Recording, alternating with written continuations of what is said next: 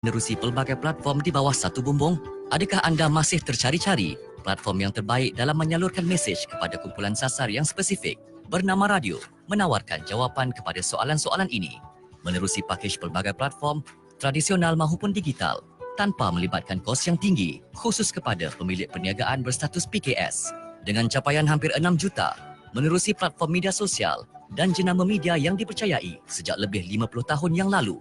Bernama Radio ialah pilihan yang tepat. Hubungi 03-2050-4436 atau 012-568-3525 untuk meneroka apa yang kami tawarkan. Komunikasi anda bersama pelanggan dan pasaran bermula di Bernama Radio, stesen berita bisnes anda.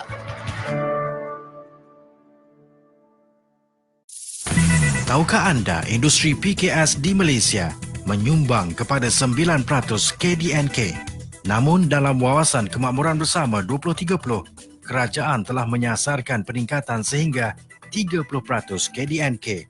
Dalam pembentangan belanjawan 2020, kerajaan telah memperuntukkan RM1 bilion khusus untuk pembangunan PKS Bumiputra. Dengarkan segmen Dunia SME setiap Isnin hingga Rabu. Bersama-sama saya, Amar Yusof, kita kupaskan isu, keluhan serta kekangan dan berbicara mengenai perkara berkaitan PKS dengan barisan panel di studio. Pembangunan, isu dan inovasi PKS hanya di Bernama Radio, stesen berita bisnes anda.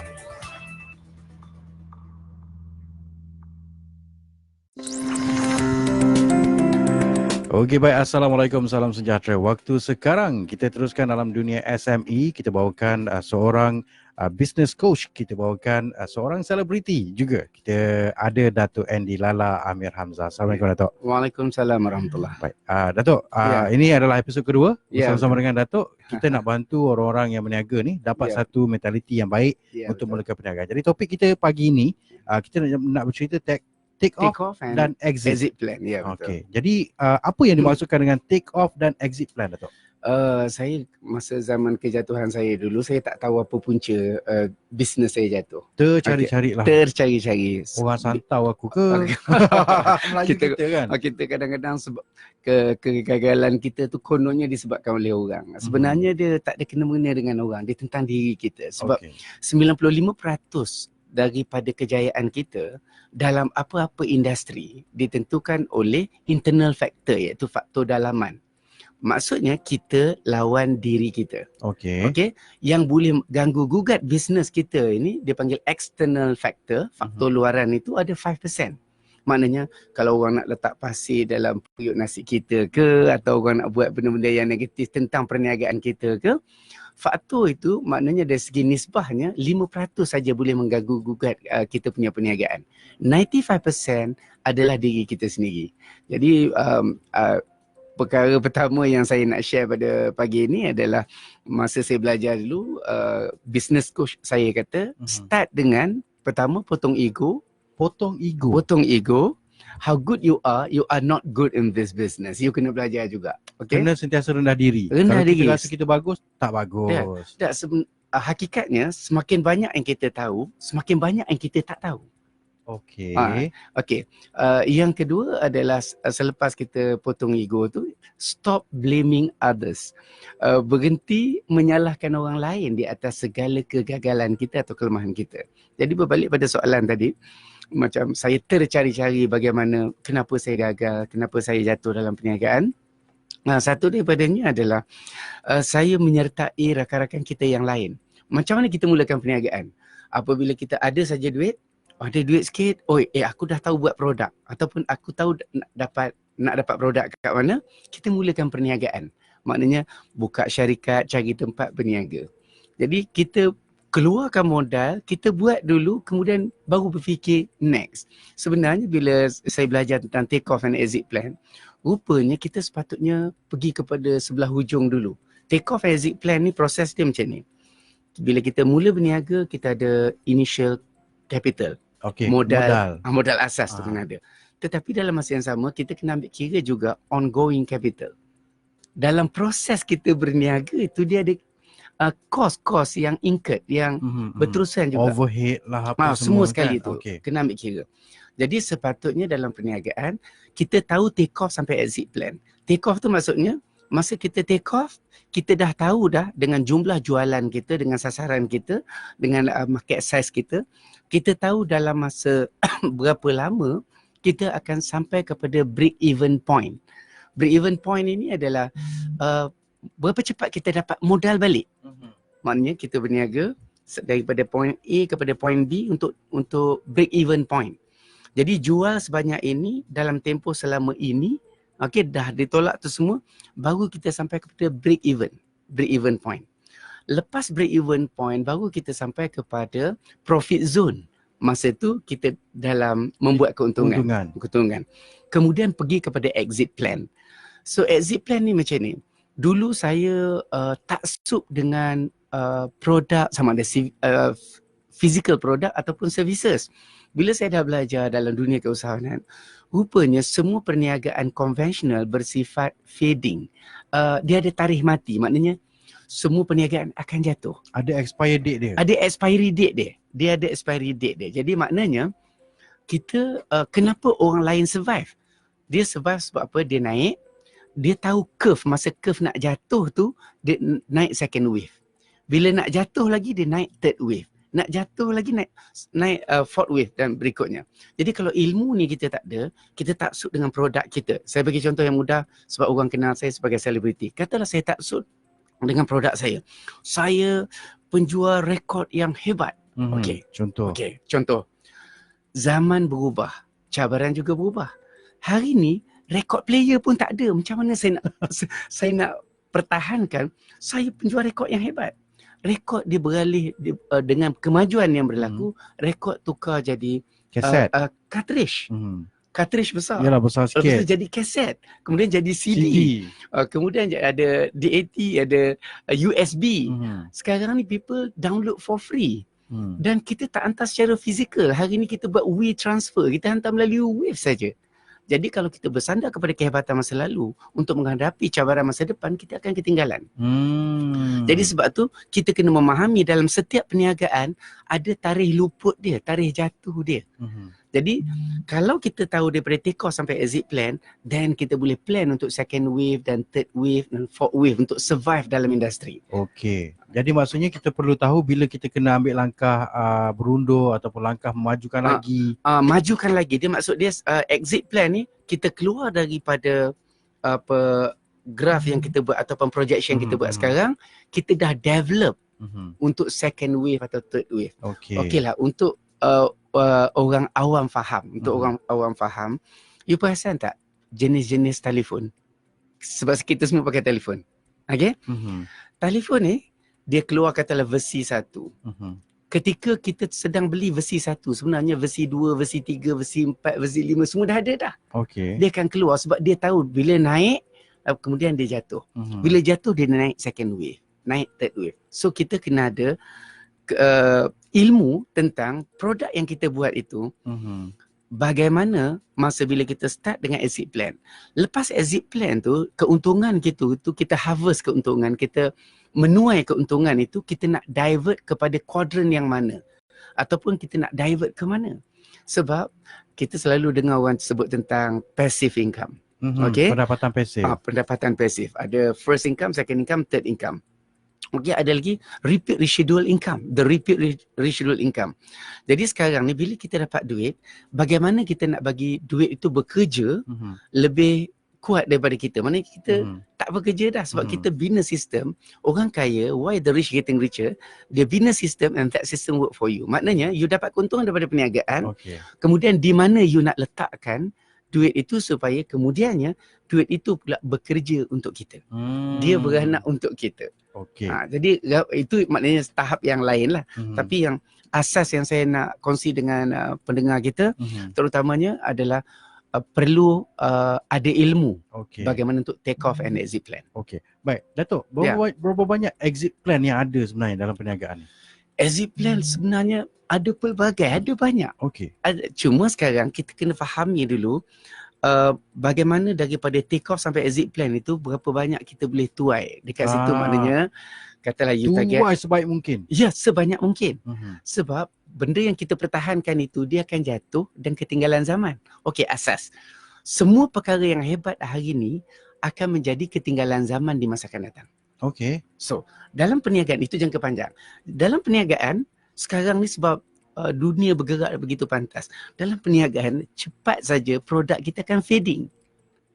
Ada tarikh luput, tarikh mati dia. Okey. Kalau kita tak kenal pasti bisnes ni boleh bertahan sampai mana atau produk ni boleh sampai tahap mana dan tidak ada preparation untuk naik second wave atau third wave, kita sebab tu kita tengok kawan kita, meletuplah perniagaan dia. Okey lah. Lepas tu kita tengok dia jatuh susah. Mana dia hilang ni? Mana dia hilang? Dulu macam-macam ada. Sekarang ni macam-macam ada tapi dah orang punya. Okey, baik. Okey. Datuk, soalan dari Abdullah Samsudin Shah. Assalamualaikum, Datuk. Kenapa perniagaan Datuk yang dulu tu tutup dan bagaimana Datuk boleh bangun balik sampai Datuk kembali? Sorry saya. Tak apa, Datuk. Okay. Perniagaan saya, first kali masa saya jatuh tu adalah saya buat event management. Saya gagal kerana saya tak ada ilmu. Okey, ilmu lah. Tak ada ilmu. Maknanya bukan pasal orang lain salah. Sebab ada kebijaksanaan dalam perniagaan ini. Orang melihat, orang tahu menggunakan the power of leveraging. Dia leverage kebijaksanaan kita, kepandaian kita untuk memberi faedah kepada mereka. Jadi kalau kita yang tak ada ilmu ni, kalau kita tak ada ilmu maknanya kita bagus. Tapi kebagusan kita itu dipergunakan oleh orang lain untuk menguntungkan pihak lain. Jadi ada baiknya kerana kita tahu kita bagus, bagaimana untuk leverage kelebihan yang Allah bagi pada kita itu to benefit both parties, to benefit ourselves. Untuk bagi keuntungan pada pihak kita. Jadi saya tutup situ, saya bangkit balik adalah dengan saya mencari ilmu kenapa saya gagal ataupun kenapa saya tidak berjaya. Itu yang saya cari. Okey. Jadi banyak kawan-kawan kita bila dia nak berjaya, satu daripadanya dia cari macam mana orang berjaya. Saya pula masa tu saya belajar kenapa saya gagal. Saya belajar tu dulu. Kenapa orang gagal? Saya tengok orang-orang sukses, saya akan ambil story dia yang terbalik. Maknanya saya tak tengok story dia bagaimana dia berjaya. Saya tengok story dia bagaimana dia jatuh. Kemudian baru saya belajar tentang bagaimana dia berjaya. Jadi terbaliklah proses tu, terbaliklah. Mengetahui tentang kenapa orang jatuh dulu. Okey. Adakah menjual syarikat kepada syarikat yang lebih besar ataupun kepada salah satu pesaing juga salah satu exit plan? Okey. Terima kasih. Ini saya yang bernama ni. Saya minum. Sila, Datuk. Bismillah. Okey, baik. Pertama sekali kita kena jelas untuk para usahawan. Strategi keluar exit plan ni mungkin kedengaran negatif tetapi sebenarnya tidak, Datuk. Tidak. Sebenarnya dia satu anjakan. Cuma saya tak nak gunakan bahasa-bahasa yang besar. Anjakan, paradigma apa semua sehingga orang tak faham. Tak, saya nak jelas je. Semua perniagaan akan ada tarikh mati, tarikh luput dia. Bagaimana persiapan kita sebagai peniaga sebelum dia fading, sebelum dia turun. Okey, bagaimana kita nak naikkan second wave? Maksud dia macam ni. Apabila kita mulakan perniagaan, ini asas semua orang tahu. Bagaimana harga produk yang baru kita keluarkan, sama ada services atau physical product. Apabila produk sedikit, permintaan banyak. Harga produk akan tinggi. Bila produk tu bagus, orang berlumba-lumba copycat ataupun tiru benda yang kita buat. Okey. Jadi bila ramai orang yang macam kita dalam pasaran, maknanya dia akan berlaku lambatkan. Produk banyak, permintaan sikit. Bila produk banyak, permintaan sikit, apa yang berlaku pada kita? Harga tu tadi yang tinggi dia akan menurun, turun. Dan dekat situ yang kita lihat orang-orang yang tak ada pergi kepada values, dia akan berlumba-lumba lawan potong harga. Pernah dengar tak? Betul. Orang buang. Buang harga. Lawan buang harga. Bila lawan buang harga, apa maksud dia? Produk berkenaan telah depreciate. Dia susut nilai, dia sedang turun. Orang sedang mencipta benda yang baru pula. Sebab tu maknanya you akan sampai kepada exit plan. Maknanya you akan keluar. You suka ke tak suka, you dipaksa untuk exit. You akan keluar. Betul juga, Datuk. You suka ke tak suka? Okay, saya suka rekod. Mana ada rekod dah? You suka pun, rekod pun tak ada dah. Orang pakai MP3 lah Kalau sekarang. MP3 orang download for free sekarang. So, maknanya sebab tu kita kena ada knowledge sebelum dia fading. Sebelum dia fading, kita nak harvest berapa banyak kita nak dapat keuntungan daripada produk, services atau physical product yang kita buat sekarang ni. Kita dapat sebanyak mungkin, bawa duit itu untuk divert kepada second wave atau third wave melalui exit plan itu tadi. Jadi maknanya kefahaman asal adalah dalam tempoh berapa lama kita buat bisnes ini untuk kita sampai kepada break even point, iaitu dapat point modal balik, kemudian kita masuk daripada zon untung, kemudian berapa banyak keuntungan yang kita buat sebelum dia fading. Bila fading nanti kita dah ada persiapan untuk naik second wave atau elemen yang lain. Ikut gelombang kedua. Gelombang kedua, gelombang ketiga dan sebagainya. Inilah yang menyebabkan ramai orang survive. Ada juga orang yang tak survive. Kenapa? Knowledge ni tak ada. Dulu memang meletup, kemudian jatuh. So ini yang saya nak share. Baik. Macam Datuk tulis di Facebook, orang berniaga kita pun nak berniaga, orang berjaya kita tidak. Betul. Kan, orang berniaga kita berniaga, orang lain kaya kita semakin sesak. Orang lain makin kaya, kita makin sesak. Why? Mesti ada sebab. Mesti ada sebab.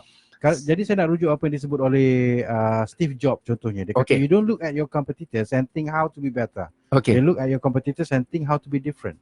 Yes, dia ada similarity dengan apa yang ditulis oleh Professor Kim dalam Blue Ocean Strategy. Dalam Blue Ocean Strategy dia kata, don't compete with rival, make them irrelevant. Betul juga. So yang ini yang kita kena bina Blue Ocean sendiri. Kalau saya terjemahkan dalam bentuk services, saya bawa anak saya ke China, saya create my own Blue Ocean di negara China. People keep asking me, why you brought your daughter to China? Kenapa bawa anak China saya tu besar tu. Besar. Sebab dalam perniagaan, saya diajar tentang business is about a game of numbers. If you win the numbers, you win the game.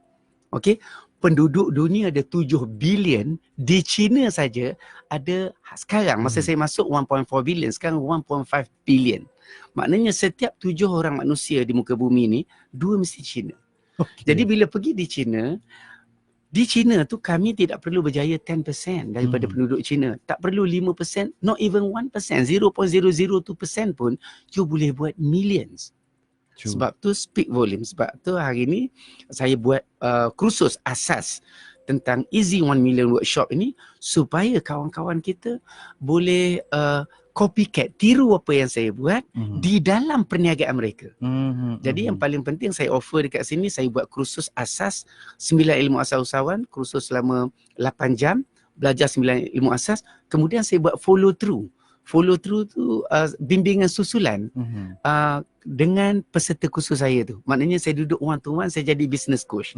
Sangat tidak adil macam saya beritahu minggu lepas.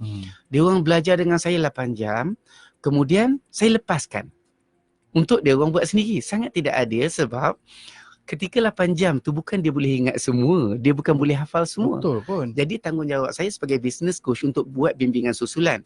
Cuma saya tekankan dekat sini, bimbingan susulan itu by request. Maknanya peserta tu yang minta pada saya bila nak buat bimbingan susulan. Datuk, tolong Datuk, macam itulah. Maknanya saya pada minggu ni boleh. So dia kalau saya tetapkan tarikh, setiap hari Rabu kita buat bimbingan susulan. Nanti hari Rabu dia pula sibuk. Betul juga. So by request. Lepas kursus asas, dia ada direct access dengan saya.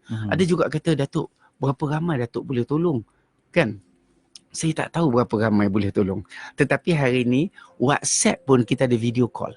Betul. Jadi gunakanlah teknologi yang ada sekarang ni. Bukan perlu ada komputer besar-besar. WhatsApp boleh video call. Jadi maknanya business consultation itu boleh berlaku secara langsung. Contohnya Datuk setuju tak kalau saya cakap, contoh kalau kita pergi pasar malam, dekat pasar malam tu ada 5 gerai burger.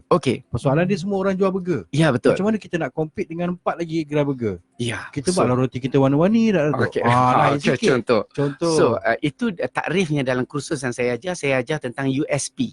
USP ni adalah Unique Selling Proposition. Unique Selling Proposition bila kita berniaga, kita mesti ada pesaing. Unique selling proposition ni apa kelebihan yang kita ada, maksud yang mudah senang kita faham. USP itu adalah unique selling proposition, apa yang kita boleh buat, pesaing kita tak boleh buat. Apa yang kita ada, pesaing kita tak ada.